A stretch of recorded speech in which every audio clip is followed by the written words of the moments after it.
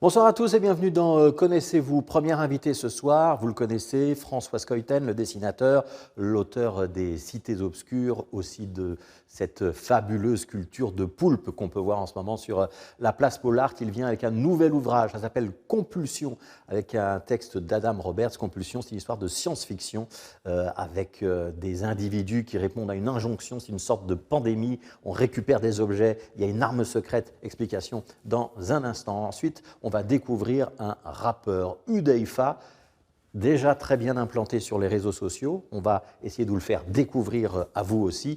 Il a un album en préparation, il y a déjà un premier single qu'on pourra écouter aujourd'hui. Et puis on sera avec le batteur Thomas Grimont-Pré qui, avec son trio, là c'est du jazz, sort un très bel album qui s'appelle Indigo. Hélène Justicia sera notre micro ouvert. On vous a concocté un joli programme. Restez avec nous, c'est Connaissez-vous.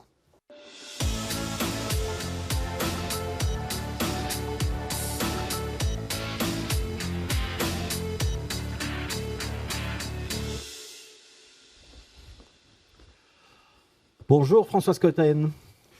Bonjour. Alors, vous n'êtes pas assis à la bonne place. Est-ce qu'on peut vous proposer de vous mettre à votre droite, devant le dossier, voilà, au-delà du livre, devant le dossier. Au-delà du livre, d'accord. Excusez-moi. Voilà. C'est le petit exercice de début de présentation. Pas de problème. Il y a un compagnon à quatre pattes avec vous. Oui. Vous nous le présentez. Il était déjà venu dans l'émission aussi. Hein, oui, il était plus jeune. Viens ici, viens ici, viens ici. Viens dire bonjour. Oui. Viens dire bonjour. Voilà. Comment s'appelle-t-il? Ulysse. Voilà, Ulysse. Un jeune chien qui est particulièrement affectueux, comme vous pouvez le voir. Voilà, et qui a succédé à Jim, qui était l'ouvrage qu'on avait évoqué avec vous la dernière fois. Peut-être que Ulysse ne lâche pas trop le micro, si vous voulez bien, parce que sinon ça va être compliqué. Allez, Manuel va s'asseoir. On va parler de tout à fait autre chose cette fois-ci, François Scoyten. Est-ce que je peux dire qu'on va parler de science-fiction? Oui, c'est le mot. Est-ce qu'on peut dire que c'est un ouvrage qui fait référence à la pandémie? En tout cas, il a été réalisé pendant la pandémie et sans doute qu'il a aspiré une partie des problématiques de la pandémie. Absolument. Est-ce que je peux dire que ça parle aussi des relations avec ce qui pourrait se passer dans un autre monde au-dessus de nos têtes, dans les étoiles? Oui, ça c'est certainement le livre qui a une dimension un petit peu, entre guillemets, cosmique, si je puis me permettre ce terme. Est-ce que je peux dire aussi qu'on va se poser des questions sur les armes et peut-être même les armes de destruction massive, ou je vais trop loin? Non, il y a une réflexion sur certaines particularités de notre monde et des dangerosités de notre monde et des... Oui, c'est sûr que ça traverse... c'est la première fois que je me lance avec Adam Roberts à évoquer les ombres. Ouais. Peut-être aussi l'influence de la collaboration avec la Red Team. Ça sans doute fait avancer toute cette réflexion. Oui, alors on est dans une situation compliquée parce qu'on va essayer de parler d'un livre sans trop dévoiler ce qu'il y a dans le livre pour que les gens continuent à avoir l'intérêt de le lire jusqu'au bout. Ça s'appelle Compulsion. C'est donc votre nouvel ouvrage avec Adam Roberts au scénario et vous à l'illustration. On va être très clair, ce n'est pas de la bande dessinée, on est vraiment dans de l'écrit accompagné de dessins. On peut déjà dire ça? Oui, c'est ça. J'aime beaucoup aujourd'hui explorer un petit peu la narration graphique, comment le dialogue entre le texte et l'image.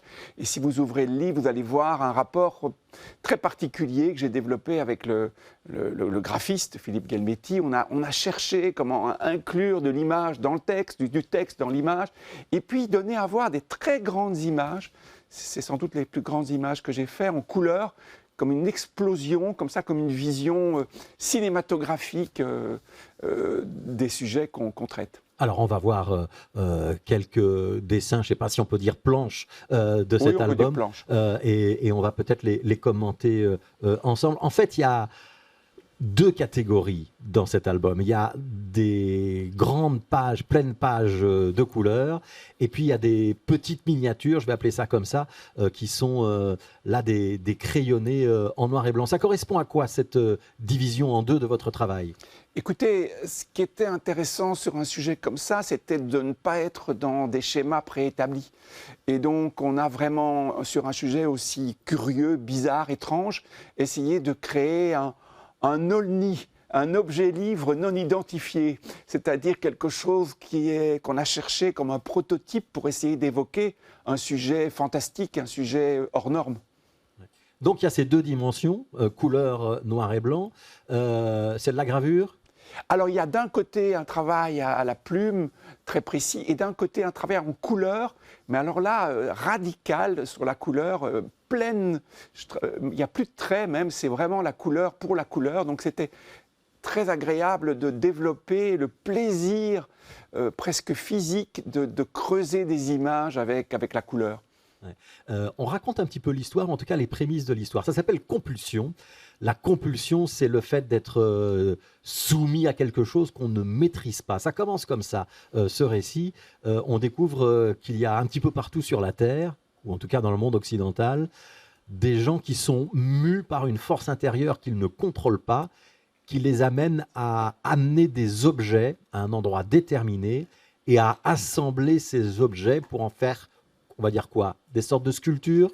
Parfois des sculptures, parfois des amas de ferraille, d'objets multiples qui ne donnent rien, en tout cas pas grand-chose. Et brusquement, des objets extraordinairement compréhensibles, visibles, plein de sens, comme cette main gigantesque ou des formes géométriques étonnantes. Ils sont vraiment pris par cette compulsion qu'ils ne comprennent pas eux-mêmes. On les appelle les compulsifs. Et c'est une maladie qui a l'air qui a envahi le monde.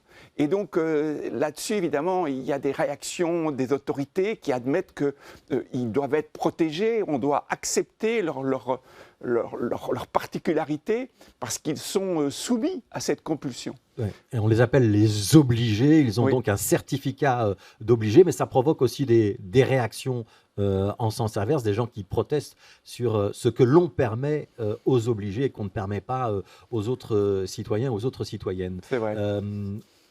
Est-ce qu'à la fin de l'ouvrage, on comprend qui est derrière cette compulsion ou pas? Alors, je crois que sur des sujets pareils, on a laissé la fin. Il y a bien sûr des tas d'hypothèses, mais enfin, il y a une hypothèse qui montre quand même d'où ça vient. Mais c'est sûr que les maladies, d'où vient le Covid? On n'en sait pas encore tout à fait. Donc il y a des choses qu'on doit laisser dans un certain flou, je dirais. Ouais. Mais oui, il y a quand même des idées là-dessus. Ouais. Donc il y a des choses à découvrir. Il y a une fin ouverte. On va peut-être expliquer d'où vient cet ouvrage. Au départ, c'est une idée pour le cinéma, François Skeuten? Oui. Alors je travaille sur pas mal de films, des films, voilà. Et le cinéma étant ce qu'il est, beaucoup de projets n'aboutissent pas. C'est un projet ici qui a été proposé par un producteur américain, new-yorkais, John Schulfelder, et qui m'a proposé ce pitch en une phrase. Et j'ai tout de suite été enthousiaste sur cette idée. Ça répondait, pour moi, à quelque chose qui occupe notre esprit, c'est qu'on est tous un peu des compulsifs.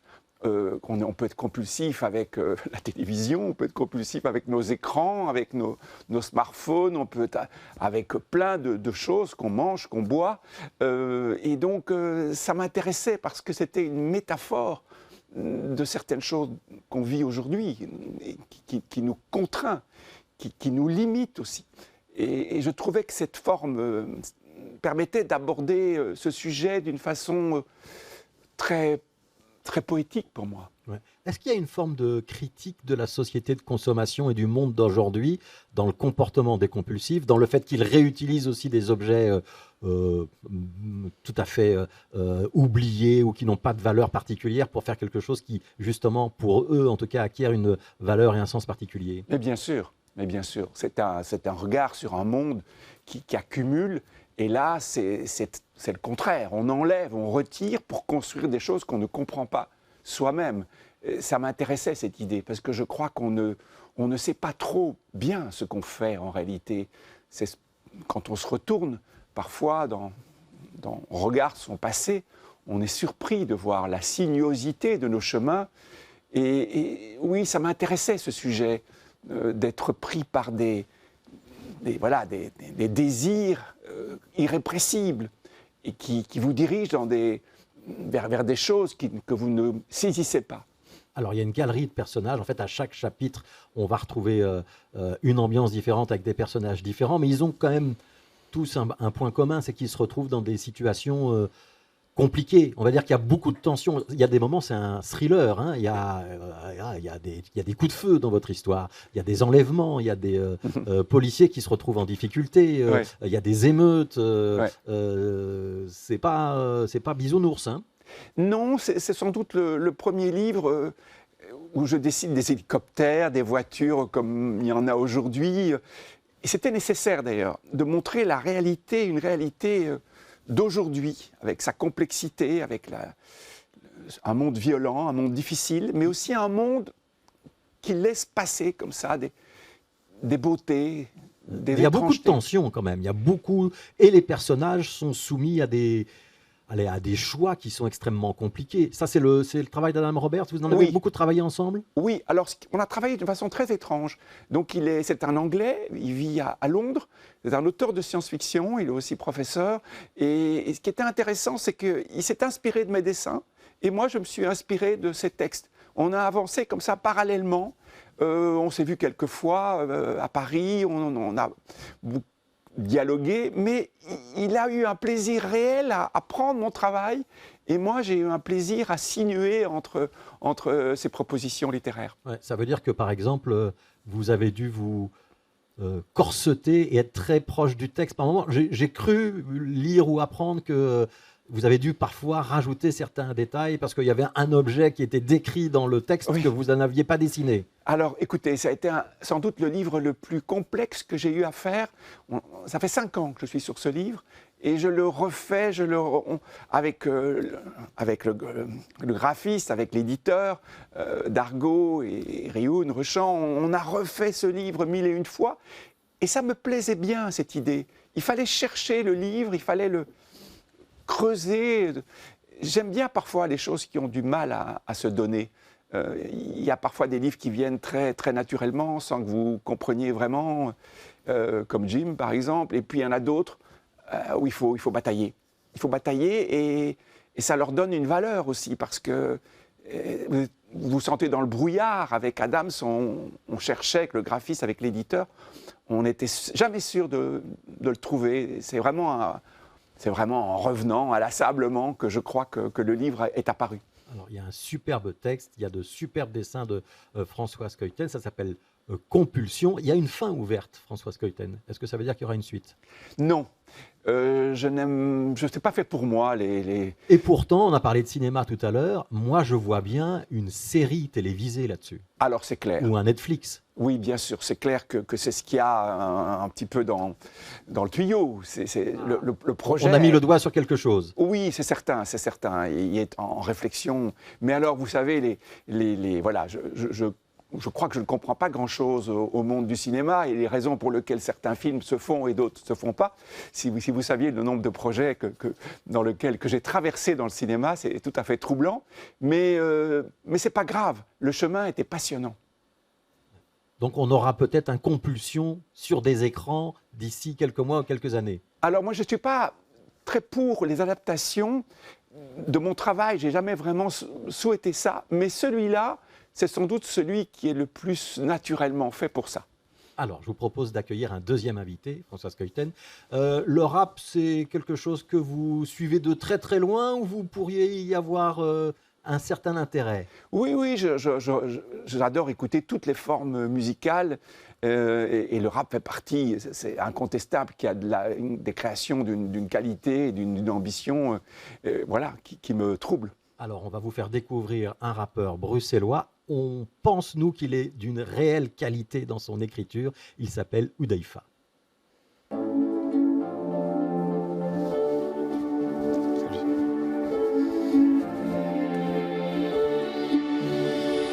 Hudhaifa, est-ce qu'on peut vous proposer de vous asseoir en face de ça François Skeuten? Comme ça va être plus facile. Est-ce que Salut. vous pouvez vous présenter? Bonjour.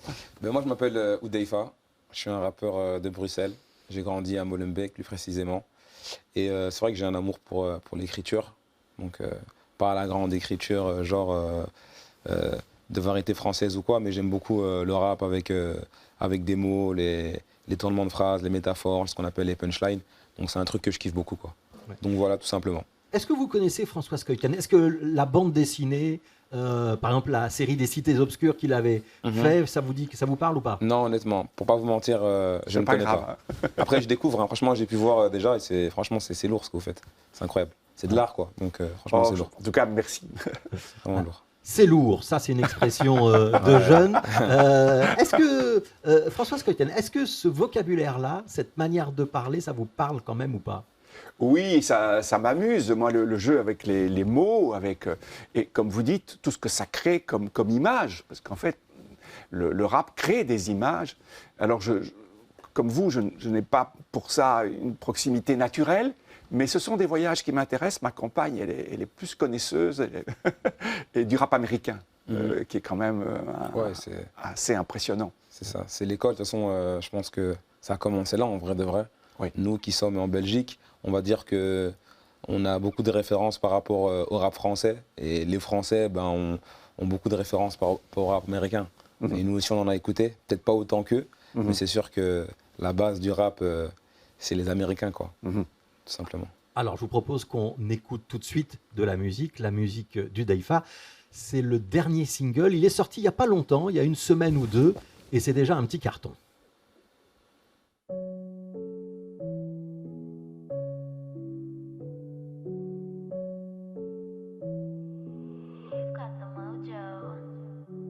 Je suis bruxellois comme Jacques Brel, tout oublié comme Angèle. Je fit avec mélancolie, je me fais paquer par mes peines. Mon écriture a le mal de mer, j'écris sur un négrier.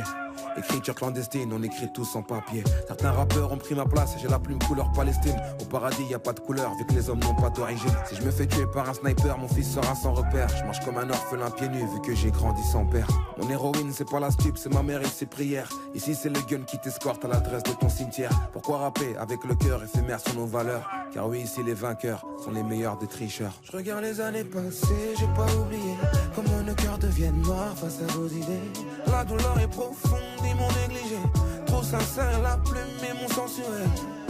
Ce soir, j'avoue, j'ai mal. Je suis seul face à mes torts. Face à mes torts. Comme Vinicius et Bellingham, j'ai pas eu le ballon doré. Tes textes ils sont pas travaillés, tu rappes comme un jour férié. Ici on aime quand ça rappe, comme Eminem et 50. Ça sert à rien de sortir une arme, tu tires comme Colomboigny. La peur n'a pas d'odeur, même quand ça sent le rousset. Un crocodile, un requin, pas besoin de Gucci Fendi. T'ouvres le terrain à 10h, je mets des classiques sur 10h. À 5 sur un mec, t'es un hagar comme Twitter. La vie ne fait pas le moine, sauf quand il porte un survêt. Des bonnes punches et un refrain, c'est bon, je connais la recette. Affronter mon âme, c'est comme affronter le Barça. J'ai beau mener au score, je mange une remontada. Je regarde les années passées, j'ai pas oublié comment nos cœurs deviennent noirs face à vos idées. La douleur est profonde, ils m'ont négligé. Trop sincère, la plume et mon sensuel. Ce soir, j'avoue, j'ai mal. Je suis seul face à mes torts. Face à mes torts.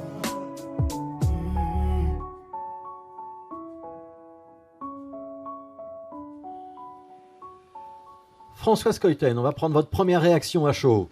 Eh ben, ça m'intéresse beaucoup, d'abord parce qu'il y a une dimension mélodique. Donc il y a des dimensions rythmiques et puis il y a des dimensions mélodiques. Et ça crée de l'émotion, parce que quand vous vous mettez à chanter, je dirais, et ça crée un vocabulaire global qui évidemment me plaît. Ah, c'est sympa. Donc ça parle déjà à François Skeuten. Il est assez noir ce morceau, Hudhaifa. C'est pas très joyeux ce que vous nous racontez. Bah après, je suis pas trop. Quand j'écris, je vous mens pas. Quand j'écris, c'est souvent quand je suis pas bien, quand je suis triste. Moi, l'écriture, c'est vraiment quand je suis pas bien. Quand je suis joyeux, je l'exprime de manière différente. Ça veut dire que je vais être avec mes amis, profiter du temps. Et je suis pas vraiment un artiste qui va écrire la joie. J'écris plus les choses qui nous touchent. J'utilise, on va dire, l'écriture comme un moyen de pouvoir dénoncer les choses que je trouve injustes ou des fois de parler juste de nos peines de cœur. C'est pour ça que ma musique, elle est souvent entre guillemets, assez tristes. Après, des fois, je parle de choses positives, mais c'est beaucoup plus rare que des choses entre guillemets négatives, quoi. Ouais. Qu'est-ce que vous voulez véhiculer dans ce morceau-là? Bah, ici, je parle, sur les couplets, je parle de plein de choses. Vous avez vu, je parle à un moment donné de l'esclavage. Dans le refrain, je parle beaucoup de nos peines, du fait que des fois, on est entre guillemets un peu discriminé, etc. Mais sans pour autant avoir un discours de victime. Je pense que moi, dans mes textes, il y a beaucoup aussi le côté où je dis que c'est pas parce qu'on vient des quartiers, entre guillemets, ou de quartiers populaires ou défavorisés qu'on doit s'apitoyer sur notre sort. Et que, justement, pour moi, c'est un moyen de montrer aussi qu'on peut venir de quartiers difficiles et de faire de belles choses avec des beaux textes. Après, moi, je fais du rap. Ben, autour de moi, il y a des gens qui sont dans le cinéma. Tu as d'autres personnes qui font de grandes études de médecine ou études d'autres choses, peu importe. Mais en tout cas, c'est souvent l'image que je véhicule dans mes textes, quoi. Si je puis me permettre, la seule chose où je regrette, c'est que l'image n'est pas à la hauteur.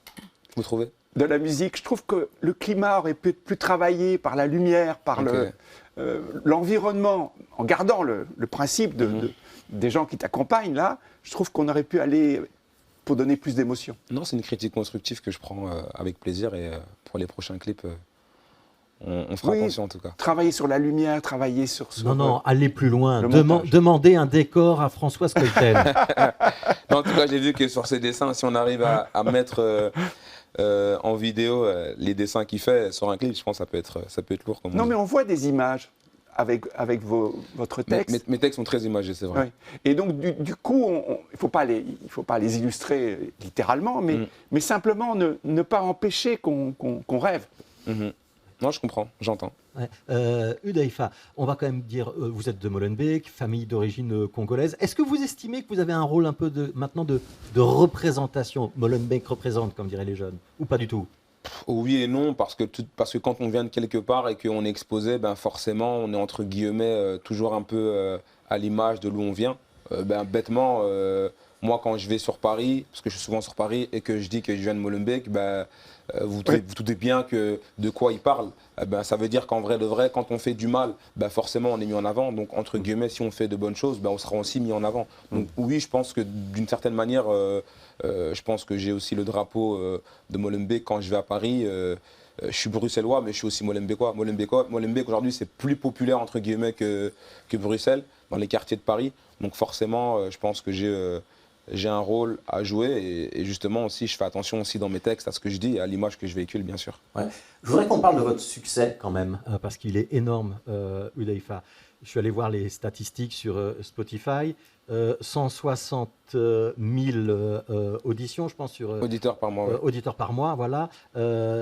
Ce morceau, Face à mes torts, il est sorti il y a une semaine. On a déjà dépassé 86 000 écoutes en une semaine, c'est énorme. Sur Instagram, si j'ai bien compris, 189 000 abonnés. Sur TikTok, 732 000 abonnés, 8 millions de likes. Est-ce qu'on vit de tout ça ou est-ce que ça va dans la poche des multinationales? Un peu des deux. Après, faut savoir que le monde de la musique, c'est pas un monde facile. Et c'est sûr qu'au niveau des abonnés, on n'a pas à se plaindre parce qu'on a une grosse communauté qui nous suit, surtout en France. Les Français, franchement, à ce niveau-là, on sait quand même que c'est un pays entre guillemets de musique. Donc ils ont une culture rap qui est quand même plus ouverte qu'en Belgique. Mais à côté de ça, là on va commencer à avoir des scènes, etc. Et c'est sûr que le but, c'est à un moment donné de pouvoir vivre de ça complètement. Aujourd'hui, je ne peux pas dire que j'en vis complètement, mais c'est sûr qu'on gagne de l'argent par-ci, par-là. Et puis il y a aussi de l'argent qui va dans la poche de l'État, ce qui est normal, quoi, tout simplement. Est-ce qu'il y a une équipe autour de vous? Est-ce que vous travaillez tout seul? Non, je bosse avec une équipe. Il y a 2 personnes qui m'accompagnent, Mohamed et Pascal, big up à eux au passage, qui sont là, on est 3. Après, on bosse aussi avec des beatmakers, avec des musiciens, etc., qui nous aident par rapport aux prods, etc. Donc en fait, il y a un noyau, on va dire, et puis on va dire, entre guillemets, il y a des partenaires qui nous accompagnent aussi pour le reste. Alors je voudrais qu'on écoute un deuxième extrait de votre travail, c'est un petit peu plus vieux, c'est un texte qui s'appelle La Plume. Je suis pas d'un plaisir éphémère pour un regret éternel. Le parfum de la michetonnerie, c'est forcément l'oseille. Passe décisive du bonheur, mais je suis tout le temps hors jeu. Si mon cœur est une météo, mes sentiments sont nuageux. Y'a des rappeurs, on dirait Usopp dans One Piece, pour me rappeler de mes blessures. J'ai caressé mes cicatrices. Dans le carnaval du vivre ensemble, la tolérance et déguisement, même avec 1 mètre de distance, mes textes sont tellement touchants. J'ai pas confiance en moi-même, vu que je dévoile mes secrets. Les boxeurs deviennent chirurgiens quand ils tords font le portrait. Chez nous, même la confiance a un manque d'estime de soi. Et j'ai du mal à me faire comprendre, tout comme l'accent québécois. C'est l'histoire d'une prostituée qui se fout de la gueule du trottoir. On voulait ressembler à nos pères, mais préfère Pablo Escobar. Et si la vie est une question, la réponse est la mort. Je me sens comme un mort vivant, donc forcément oxymore. Mon cœur est comme un ascenseur, certains s'en servent pour monter. Mes épreuves sont tellement hautes que j'ai dû les surmonter. Je veux pas de vos contrôles abusifs, j'ai peur de mourir pendant la fouille. Certains ont besoin de l'effet de groupe pour s'inventer une paire de couilles. Allez, même exercice que tout à l'heure, la réaction de François Scoïten. Vous avez coupé au bon moment. Ouais, clairement, clairement. Non, mais de nouveau. Alors moi, j'aime bien écouter le morceau en entier pour voir la construction. Mais oui, alors d'abord, évidemment, c'est les mots qui m'intéressent et les références. Tu prends le monde d'aujourd'hui. Hein, Clairement. Et quand je dis aujourd'hui, c'est vraiment aujourd'hui. Ça m'intéresse parce que je trouve que tout artiste doit être dans son temps. Il doit capter son temps. C'est ça qui le rend, par certains côtés, qui permet de franchir le temps. Non, clairement. Et c'est vrai que vous appuyez sur le fait que les mots sont importants pour moi. Ouais. Et c'est sûr que c'est la base de mon rap. Après, il y a des artistes qui font du rap et qui sont plus dans l'ego trip. Il y en a qui seront plus dans la mélodie. Moi, j'avoue que je suis plus dans les tourneurs de phrases, les phrases à double sens, etc. Ouais. Les phases imagées. Des fois, je vais dire un truc, tu peux l'imaginer dans ta tête. C'est beaucoup comme ça que je fonctionne. Donc, tu as le goût des mots. J'aime beaucoup les mots. Même si je ne suis pas quelqu'un qui lit beaucoup, je ne vous mens pas. Mais j'aime beaucoup les mots et j'aime beaucoup la variété française. J'en ai écouté quand j'étais gamin. Ça veut dire que j'ai écouté du Aznavour, du Serge Lama, etc. Mon père, il était fan de Renaud. Je ne sais pas si vous connaissez Renaud. Donc, quand je me levais le matin, mon père, il avait tous les albums de Renaud. Donc, à chaque fois, il les mettait en boucle et tout. Et je trouve que nous, on est un peu... c'est de nouvelle musique, quoi. Parce que Renaud, quand même, il était aussi engagé. Il envoyait aussi. Des fois, il était un peu cru. Donc, nous, un peu, on est un peu, je trouve, le Aznavour ou le Renaud d'aujourd'hui, que c'est nous, quoi. Tout simplement, quoi. Est-ce qu'il y a une dimension rebelle, politique? Parfois, on dit aussi le rap, c'est une imagerie racaille, gangsta. Est-ce que vous êtes là-dedans ou pas du tout? Je pense que non. Après, vous avez montré 2 extraits où, au niveau de mes textes, on voit que je ne suis pas dans ça. Mais je pense que si demain, il écoutait un morceau qui s'appelle Cancer, j'ai écrit un morceau qui s'appelle Cancer, c'est mon morceau le plus streamé. Donc moi, j'ai perdu ma mère en 2019 d'un cancer. Donc dans ce son-là, je raconte l'histoire d'un homme qui pense que sa femme le trompe parce qu'elle fait des allers-retours à l'hôpital. Il pensait qu'elle le trompait avec un médecin et au final, il apprend qu'en fait, elle avait le cancer. J'ai écrit un autre son qui s'appelle Différent, où je parle de l'autisme. J'ai une fille de 6 ans qui est autiste. Donc non, je ne suis pas dans le délire de racaille. Après, il y a des gens qui sont dans ce délire-là, mais ça reste du business. Il faut savoir qu'il y a des artistes qui ne sont pas du tout des voyous ou des racailles. Mais comme ça vend, forcément, il y en a qui utilisent ça. Moi, personnellement, j'utilise ma musique pour parler de choses que je vis vraiment. Donc comme vous pouvez... comme je vous l'ai dit maintenant, avec l'autisme, avec le cancer de ma mère. Donc non, je ne suis pas dans ce délire-là. Je suis plus à véhiculer ce que je vis. J'aime pas dire bonne image parce que je ne me prétends pas être le meilleur ou avoir une meilleure image. J'estime juste que je parle de ce que je vis tout simplement, quoi. Je ne m'invente pas de vie, on va dire, tout simplement. Hudhaifa, on a eu Damso, on a eu Roméo Elvis, vous êtes le prochain sur la liste, c'est le prochain bruxellois qu'on verra sur les planches à Paris. Il ne faut pas oublier, il y a eu Silla aussi, hein. Silla, c'est une référence, je pense, en Belgique, il y a Frénétique. Après, je pense que oui, je fais partie de cette nouvelle génération de rappeurs belges au vu de mes abonnés, etc. Mais je respecte aussi les précédents qui ont été là et qui ont déjà fait de belles choses pour la musique belge. Un mot quand même sur votre musique. C'est quand même un rap qui reste accessible. Les tempos ne sont pas très très élevés. La musique n'est pas trop agressive. Il y a un côté old school où je vais trop loin. Comme je dis souvent, on rappe à l'ancienne, mais on n'est pas à l'ancienne. Donc pour les puristes, il y a un côté old school, mais pour les jeunes d'aujourd'hui, ça reste de la musique actuelle. Donc il y en a pour tout le monde, on va dire. Ouais. C'est quoi votre souhait le plus cher maintenant? Il y a un album qui est en préparation, il s'appelle Authentique. On attend sa sortie. Vous pensez qu'il va arriver bientôt? Vous l'avez annoncé sur les réseaux sociaux, mais il n'y a pas de date. Ouais, il est fini en tout cas, il est fini. Il devait sortir normalement ici, là, en novembre, mais voilà, on l'a repoussé en janvier. On n'a pas encore de date, mais normalement, d'ici une semaine et demie, on devrait y voir plus clair, tout simplement. Ah, donc il faudra regarder, notamment sur les plateformes si on Etc. le trouve. On va signaler aussi que vous êtes sur les réseaux sociaux, hein. On vient de voir l'adresse qui vient de s'afficher. Est-ce que vous pourriez, allez sérieusement, est-ce que vous pourriez travailler ensemble, Hudayfa et Françoise Cotten? Est-ce que vos univers comme ça vous paraissent compatibles? Moi, j'ai travaillé avec un créateur de spectacles hip-hop, Farid Berki. J'aime bien explorer des mondes différents et surtout de me mettre un petit peu en difficulté, c'est-à-dire d'entrer dans des mondes vers lesquels je n'irais pas naturellement. Parce qu'on a besoin d'être secoué, d'être bousculé. Et le regard que vous portez sur le monde, on doit savoir le prendre aussi, se régénérer de votre énergie et de votre pertinence. Et oui, tout est toujours ouvert. Moi, ma vie, elle doit rester absolument avec les fenêtres ouvertes. Il faut qu'il y ait de l'air qui passe. Ben moi, pour moi aussi, hein, savoir que j'aime beaucoup le dessin. Quand j'étais petit, bon, j'étais nul en dessin. Vous savez, quand j'étais petit, j'avais essayé à un moment donné de faire de l'art plastique. Et j'ai fait, je crois, quelques mois.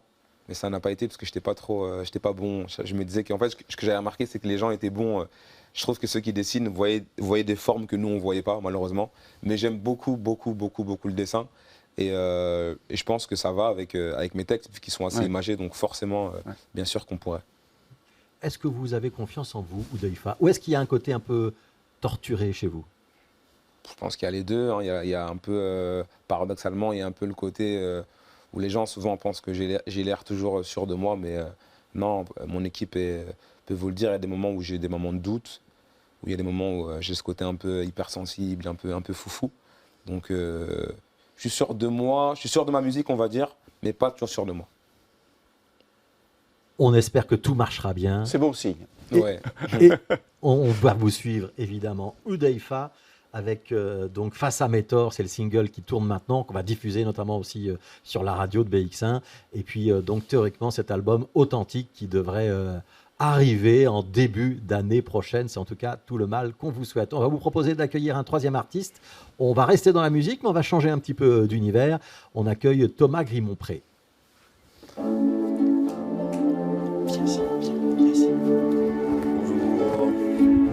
Salut.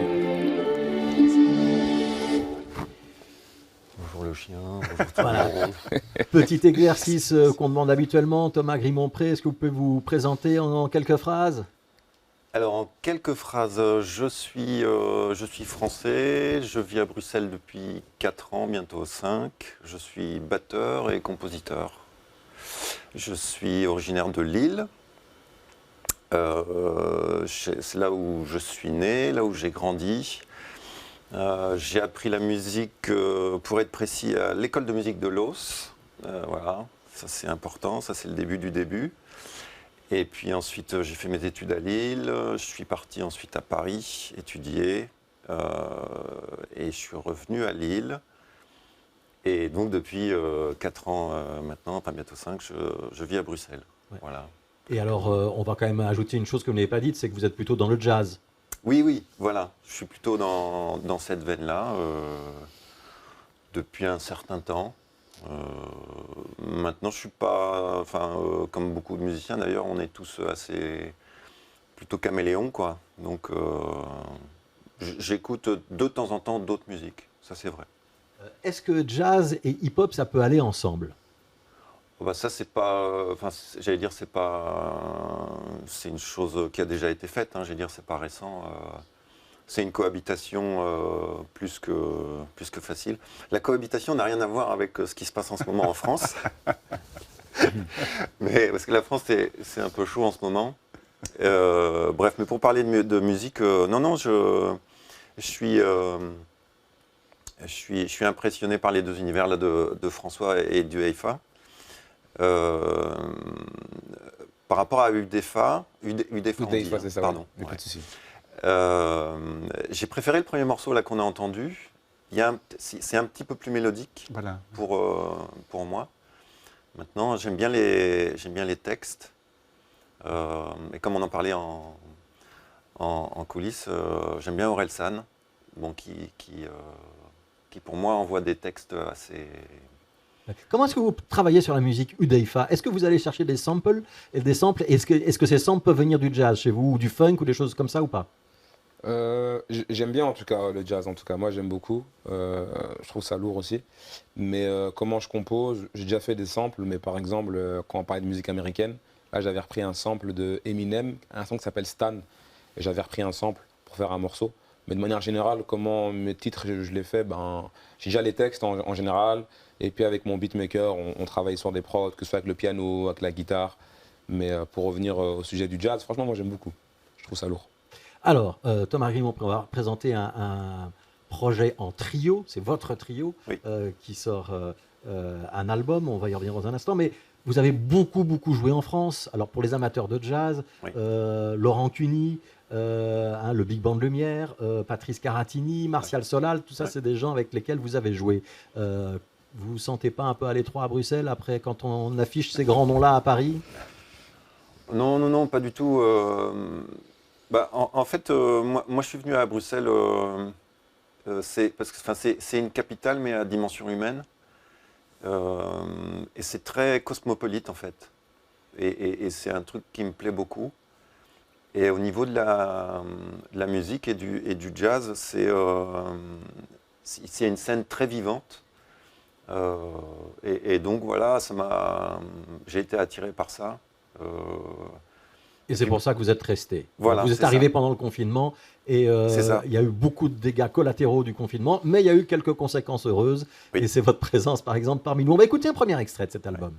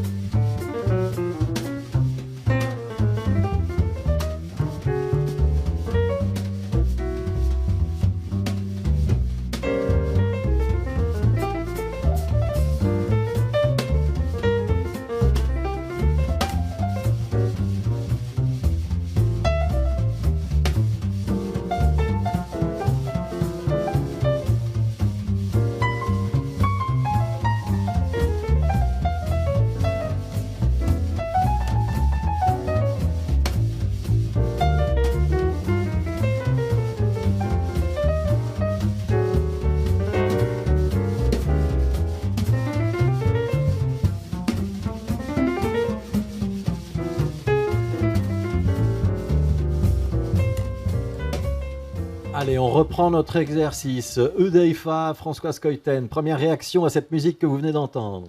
Non, moi j'aime bien. Franchement, c'est rythmé. J'aime beaucoup, moi. En tout cas, tout ce qui est piano, tout ce qui est instrument de musique, en tout cas, en général, je kiffe. Et j'aime beaucoup la batterie aussi parce que faut savoir que moi, quand j'étais petit, ma mère allait beaucoup à l'église. Et il y avait des batteurs et tout. Et moi, je kiffais trop ça. Et quand j'étais petit, je voulais en faire. Donc des fois, dans les répétitions, je prenais, je tapais un peu. Après, moi, j'ai jamais su en faire. Mais j'ai toujours eu cette attirance vers ça. Donc ça me parle, quoi. Ouais. Françoise Coyten. Oui, moi j'ai une question. Tu es batteur, alors comment tu composes? Ça, c'est une bonne question. Alors, en fait, moi j'écris tout à partir d'un clavier. Et je mets de côté complètement l'aspect rythmique. Et j'écris des morceaux. Ça appartient d'un clavier, je les mets sur papier. Et à la fin, je ramène ça en répétition. Et à ce moment-là, j'imagine ce que peut être la partie de batterie. D'accord, donc tu divises. Ouais, vraiment complètement. Ah, ouais. Donc il y a le mélodique d'un côté, le rythmique de l'autre. On va quand même préciser que le morceau qu'on vient d'entendre, c'est un morceau de Cole Porter. Hein. C'est Oui. un standard. Mais c'est vrai que les autres morceaux de l'album, c'est vous qui les avez composés. Voilà. exactement. Ouais. On va dire un mot quand même des deux musiciens qui vous accompagnent. Il y avait Victor Poulon à la contrebasse et le fabuleux Wajdi Riahi, qui est un Tunisien installé à Bruxelles au piano. Vous les avez trouvés facilement, ceux-là? Ils se sont imposés à vous d'office ou pas? Alors, pour être très honnête, en fait, ce trio, il est venu, en fait, en général, entre musiciens, on fait ce qu'on appelle des jams. Et moi, j'avais un local où je pouvais travailler ma batterie, et puis j'ai eu un piano droit à prêter. Et j'ai commencé à inviter des gens un peu à droite à gauche à jouer. Et puis un jour, j'ai invité Victor et Wajdi. On était complètement acoustique dans une cave. Et c'est vrai que la sauce a prise quasiment tout de suite. Et on est tous les trois attachés à travailler sur un son acoustique. D'ailleurs, là, sur l'enregistrement, on joue tous les trois dans la même pièce. Hein. Il y a aucun, c'est complètement live. Et il y a une sensibilité et un échange d'énergie entre Victor, Wajdi et moi. Et c'est vrai qu'après une des premières répètes, on s'est rappelé et on s'est dit, quand même, il y a un truc là. Ce serait dommage de le laisser passer. Et à chaque fois qu'on joue ensemble, parce que forcément on joue tous dans différents groupes, il y a cette connexion entre nous trois. Et voilà, on fait des concerts et bien sûr on essaie de partager ça avec le public. Le hasard de la rencontre et l'alchimie qui fait que ça marche avec l'un et peut-être pas bien avec l'autre, ça existe aussi dans le rap UDEIFA et dans vos rencontres avec des scénaristes, François Scoïten? Bon, oui, bien sûr. Et c'est ce que d'ailleurs, ce que tu dis, c'est que ça élargit ton espace musical. Et ben, c'est la même chose pour moi, être confronté à d'autres regards, à d'autres écrivains, cinéastes, metteurs en scène. C'est brusquement découvrir des mondes et des sensibilités différentes. Et c'est réjouissant. Est-ce qu'il y a des gens avec qui ça n'a pas marché? Oui, mais c'est assez rare. On se coopte naturellement. On se renifle un peu et puis on voit vite si ça peut fonctionner. Et puis, il faut laisser parfois le hasard et le mystère des choses prendre et on peut découvrir des gens en travaillant. C'est magnifique de travailler ensemble parce que c'est un autre langage qui se développe. Mm-hmm. Ce n'est pas celui des mots, mais c'est celui un peu comme ça, souterrain, de tas de choses. J'adore travailler avec des artistes différents. Ouais. UDEIFA, il y a aussi, pour vous, parfois, il y a des étincelles qui marchent et puis d'autres choses qui marchent moins bien. Après, je pense que quand je vois la vidéo et quand il explique leur rencontre, je sens beaucoup de passion. Tous les trois, ça se voit que vous êtes passionnés par ce que vous faites. Et il n'y a pas, entre guillemets, de concurrence ou quoi. Après, dans la musique, ce qui est un peu compliqué, surtout dans le rap, c'est que moi, j'ai été, par exemple, fan de certains artistes, vraiment fan depuis gamin. Après, tu commences à grandir, à créer aussi ton public. Puis il y a le côté business qui rentre en jeu. Ça veut dire que oui, avec certains artistes, il y a eu ce truc où juste on discute, il y a eu ce feeling, on parle la même musique. Et quand on est rentré en studio, j'ai fait des featuring avec qui ça s'est passé directement. Puis il y a des gens avec qui tu pensais que ça allait le faire. Et tu te rends compte qu'en fait, non. Même si tu apprécies la musique de la personne, tu te rends compte que non, il n'y a pas cette alchimie. Après, moi, je suis un mec qui fonctionne beaucoup au feeling. Je suis très passionné. Ça veut dire que moi-même, mes featuring que je fais, mes collaborations, c'est beaucoup par amour de la musique. Et t'en as qui le font par pur business. Donc des fois, il y a des gens qui, il n'y a pas ce feeling, il n'y a rien, mais juste parce que c'est du business, ils vont le faire le truc, quoi. Donc là où moi, ça me parle quand je regarde la vidéo et quand il explique, c'est le côté passionné. Et ça me parle ce qu'il dit parce que je l'ai déjà vécu avec certains artistes. Ouais. Alors on va écouter un deuxième extrait de cet album du trio de Thomas Grimont-Pré. L'album s'appelle Indigo.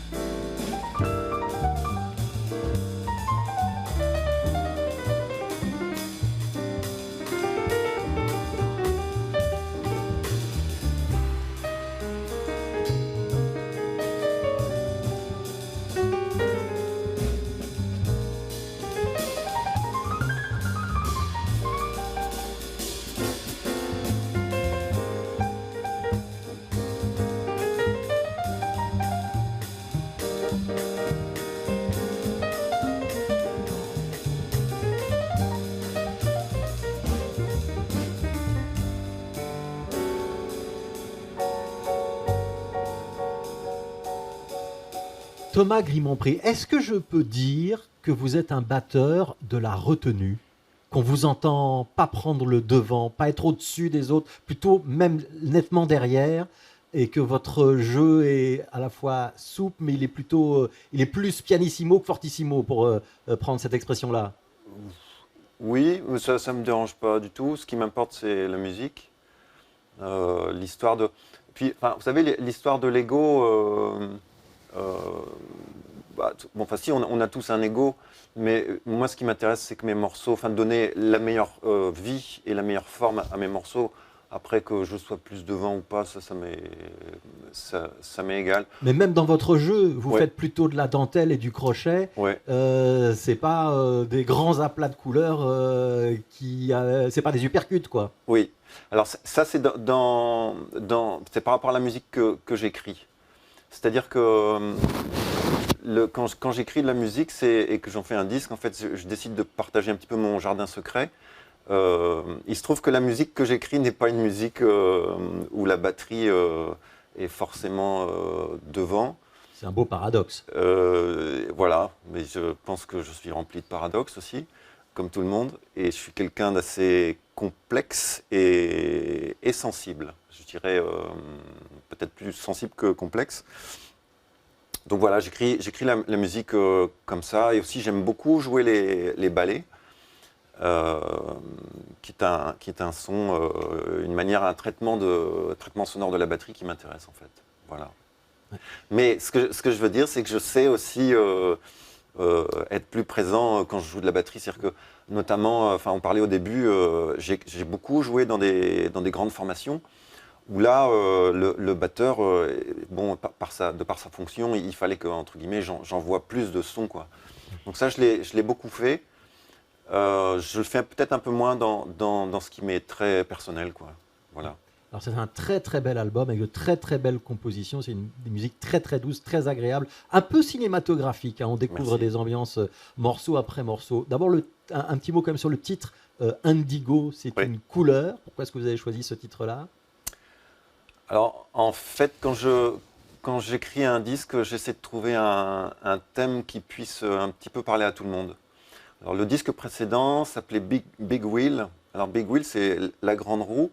C'est parce que je voulais faire une référence au temps, puisque qui que vous soyez, vous avez toujours une référence au temps. Vous devez prendre un train, vous devez vous lever, vous avez un rendez-vous, etc. Et l'histoire de la couleur, indigo, bah, c'est d'abord que chacun puisse imaginer ce qu'il veut quand il écoute de la musique. Et aussi, les indigos sont des gens qui sont d'une sensibilité un peu au-dessus de la moyenne, on va dire. Et je pense, ne serait-ce qu'ici, nous trois, nous avons tous les trois une sensibilité qui est plus qu'à fleur de peau, je pense. Sinon, on ne serait pas là en train de faire de la musique ou de faire le travail de François. Donc voilà, c'est un petit... François Scoyten, si vous fermez les yeux, je vous demande de dire indigo, qu'est-ce que vous voyez? C'est une couleur qui n'est pas si facile à manipuler. C'est pour ça qu'elle est pour moi très originale. Il faut savoir la manipuler avec parcimonie. Mais ce qui me frappe moi, ce que j'adore, c'est voir... le piano est un instrument que je trouve un plaisir. Et puis de le voir jouer, de voir cet instrument utilisé comme il est là, c'est un bonheur, hein, c'est un plaisir de regarder ça et de l'entendre, évidemment. Il prend beaucoup de place, hein, le piano. Oui. C'est voulu. Hein. Enfin, comme je disais tout à l'heure, en fait, oui, j'assume ce côté de musique un petit peu, peut-être un peu planante. En même temps, c'est assez ciselé. Oui, c'est le mot. C'est un bon mot, ciselé. Et on essaie de trouver... on est toujours tous les trois sur un fil tendu à échanger. On voit beaucoup de regards, hein, dans la petite vidéo que vous avez partagée. Hein. Vous regardez beaucoup en jouant. C'est comme sur un fil. Vous êtes très, très, comme ça, à l'écoute et en réaction. Et alors, on cherche toujours ça, en fait, dans ce trio. Et on a beaucoup de plaisir à jouer ensemble, parce qu'il y a cette connexion. Cette alchimie. Cette alchimie, on va Ouais. dire. Un mot pur sur les titres, justement, puisqu'on a parlé d'Indigo pour Thomas Grimongré. Pourquoi est-ce que ça va s'appeler Authentique, votre album Hudhaifa? Parce que, tout simplement parce que je le suis. Et comme je l'ai dit là tout à l'heure, dans le monde de la musique, ben, des fois, tu es forcé de, entre guillemets, à faire des choses, surtout quand tu es en maison de disque. On va dire ça, tu peux faire, ça, tu peux pas faire. Et moi, j'ai toujours été un peu... Là tout à l'heure, vous avez parlé de rebelle. Je pense pas être un rebelle de la société, mais je pense que face aux maisons de disques, j'ai toujours été un peu, entre guillemets, rebelle. Parce que voilà, j'ai jamais voulu être un pantin ou être dirigé comme une marionnette. Donc forcément, j'ai toujours été ce que je suis, authentique. Voilà pourquoi j'ai appelé cet album Authentique. Eh ben, on va vous remercier tous les trois d'avoir été authentiques et d'être venus dans cette émission. François Skeuten avec Adam Roberts publie donc Compulsion, c'est aux éditions d'Argo, sa magnifique récit de science-fiction avec les magnifiques dessins évidemment de François et beaucoup de réflexions sur le monde que nous sommes peut-être en train de bâtir avant que certains peut-être le déconstruisent. Hudhaifa, le titre Face à mes morts, qu'on peut d'ores et déjà télécharger, streamer, et l'album Authentique pour bientôt. Et puis Thomas Grimonpré avec ce trio.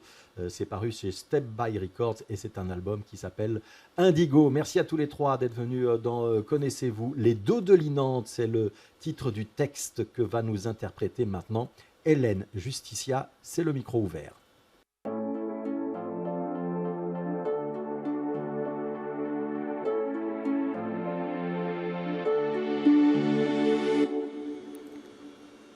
Je vois dans ce miroir les yeux si tendres de cet aïeul.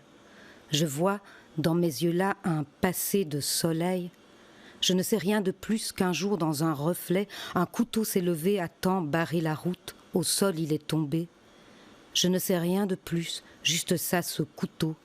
Et cette arrière-grand-mère bien plus forte que mon corps, libérée de ces chaînes qui grondent au fond de moi. Alors elle est partie, mon grand-père sous le bras. Alors elle a quitté Sardaigne ensoleillée, quitté l'île, quitté la terre, quitté les fruits brillants et les pâtes collantes aux mains pétrisseuses. Les départs sont politiques, les décisions sont organiques, prises à la gorge prise. Les folies déliées farandolent les corps, tomber les conforts, tomber les histoires qui redisent. Je suis partie aussi, plus d'un siècle plus tard, ça tardait, ça tordait, c'était tard. Les couteaux bien rangés dans les armoires ouvertes, les couteaux qu'il me montre. Il dit de moi, tu peux tuer. Ne fais pas ces yeux noirs, ne me regarde pas. À qui sont ces deux-là? Je ne les connais pas.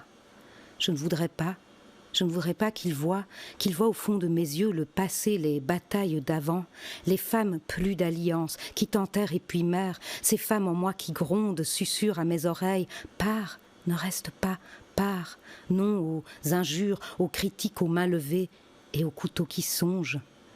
Quelle part de toi reste si tu pars? Quelle part de toi part si tu restes? Les restes restants si tu restes sont trop grands.